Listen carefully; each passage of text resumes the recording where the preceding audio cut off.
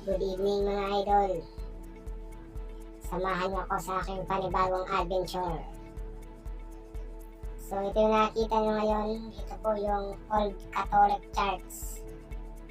Yes, totoo po yung narinig nyo. Ito po ay isang abandonadong Catholic Church na tinayo nung I think mga 1978. Ganyan. Medyo matagal na po ito at saka dati sobrang ganda nito mga idol.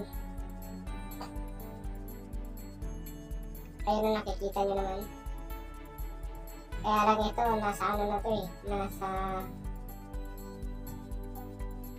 90% broken na siya. Sira-sira na. Pinabayaan na kasi ito. Simula inabando na ng 2007. Pinagnanakaw na yung mga gamit niya mga idol. Mga salamin, pintuan, upuan, lahat ninakaw na. Kaya nasira. Malayo kasi ito sa mainland island to. Magta-travel ka pa ng 45 minutes bago mo marating to. Maganda to mga idol, tingnan niyo sa kabila. Dandaan natin yung i-adjustin yung camera natin.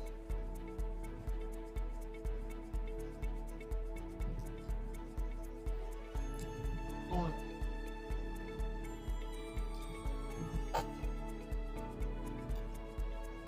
Ayan o, tingnan. Medyo pumapalya na yung ano natin, drone natin mga idol.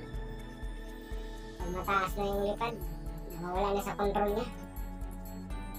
Minsan kailangan mo pa itong pick upin kapag nawala sa control. Kaya kailangan sa area siya na nakikita mo.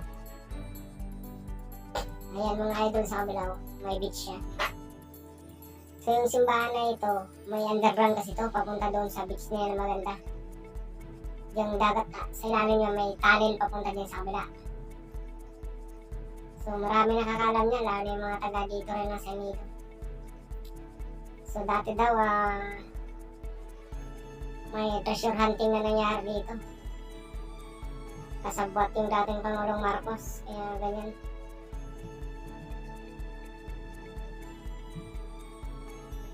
Estimate mo, ang layo nito sa mainland tapos tatayuan ng ilang milyon na halaga. So complete yan mga idol, no? May escalator, may elevator. Para mo hotel siya. Nasa ano to, 5 kalapag. Tapos may 3 kalapag pa underground. So ibig sabihin, 8 kalapag siya. Hanggang dito na lang mga idol. Maraming salamat.